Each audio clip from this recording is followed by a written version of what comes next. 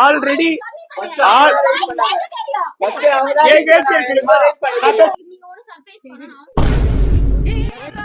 சிங்காரி என்ன கொஞ்சம் சிக்காம சிக்க எடுத்தா காத்தோட சுத்த வச்சா ரிங்கா ரிங்கா மன்னாதி மன்னர் எல்லாம் பின்னாடி வந்தாலுமே என்னாண்ட மாட்டிக்கு நான் தங்கா தங்க மன்னமா தேர்ச்சி விட்ட சந்தனமா ஏத்தி வச்ச குங்குமமா பார்த்தேனே கண்ணால கேட்டேனே உன்ன போல ஆக்கி வச்சு கெஞ்சனுமா தூக்கி வச்சு கொண்டனுமா.